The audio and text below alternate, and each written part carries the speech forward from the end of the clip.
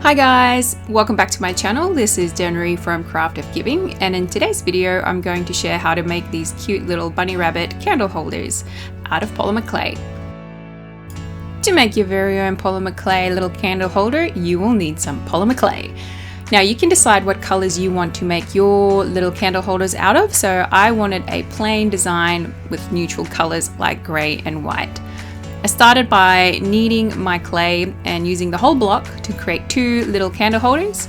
I worked the clay until it was nice and soft and then divided it into two equal balls by rolling it into a fat little snake first, cutting it in half and then rolling my balls into two. Here I am busy flattening my little ball of clay that I've rolled nice and smooth to make the base of my candle holder. Don't mind my super crushed up candle here, I'm using the bottom of my candle.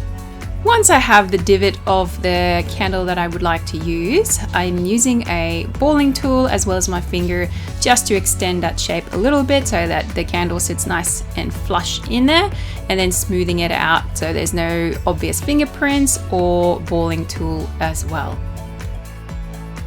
These make for a really fun gift for Easter time for anyone that you love, and can be reused year after year, and it will mean something really special to them.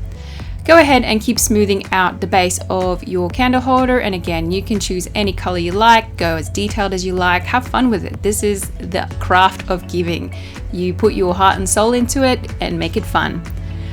Now, depending on the size of your candle or how large you want your candle holder to be, make sure to measure halfway through to make sure that it fits. I made mine a little bit bigger than the actual candle so that it has a nice base to sit on, as well as my bunny rabbits. To make your bunnies, I'm using white clay that I've worked to make it nice and soft, and then rolled it out into little fat snakes that I'm cutting into 4 pieces. Now I'm using more clay than what I need because I'm going to use my little snakes here to create my bunnies. You can go as detailed as you like. I wanted a simple design, so I'm starting by rolling one little snake on one side to make the head, and by rolling it a bit smaller than the body. By pinching the clay, I am able to create the little face as well as the ears. Now, using a balling tool, a pen, any sort of tool that you have on hand, you can start shaping, smoothing the design of your bunny any way you like. Like I said, I'm going for a quite simple design by molding the face first by just working the clay between my fingers, pinching the ears nice and flat, but not too flat because otherwise the clay will break off when baking or when you try to shape the ears. I'm making it a bit more defined under the chin to really distinguish that this is the head and neck, and then trimming the body.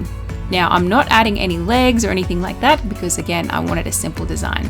Now looking at my bunny, I decided that I wasn't quite happy with how the face looks, so I did go ahead and pinch off some clay here that I'll show you in a minute, but I started working on the ears by cutting a tiny little slit to create 2 little ears and shaping that. You can have so much fun with the ears. You can make them stand up, one can be down, both can be folded backwards. Have fun with it and give each bunny a little bit of character. Now here I went ahead and pinched off a little bit of the face because I just wanted a cuter, littler face because I felt like this little bunny's face was just a little bit too chunky. So I did pinch a little bit off and just smoothed out. Now you can do as much detail as you like I said. I'm going for a simple design and created 4 little bunnies like this. To finish off my bunny design, I did go ahead and added a tiny little fluffy tail at the end.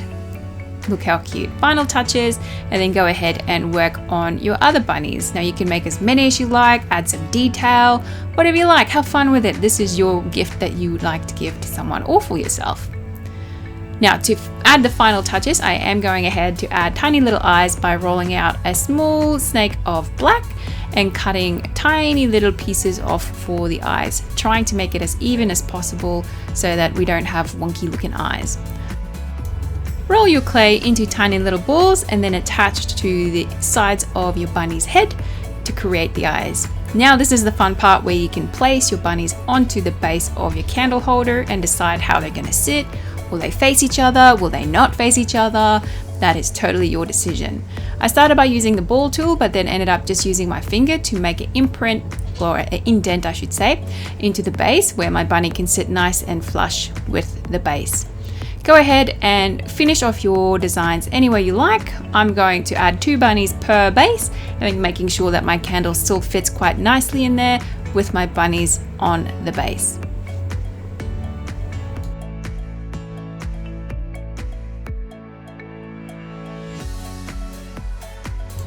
Press down gently onto your bunnies to make sure that the clay attaches to one another. If you are having some difficulties, you can use some bond and bake as well to make sure that the bunnies do not detach after baking.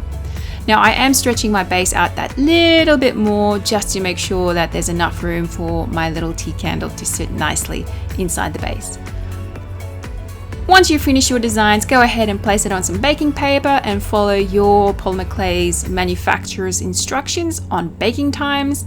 I have this handy dandy little oven that I use specifically just for my clay, but you can use just a normal kitchen oven.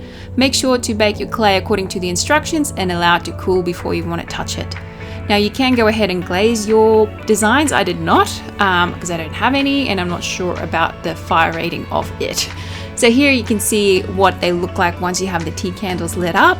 I think these would make the perfect little gift for someone you love this Easter, and they can enjoy this year after year because they know you've made this with your bare hands and with a lot of love in your heart.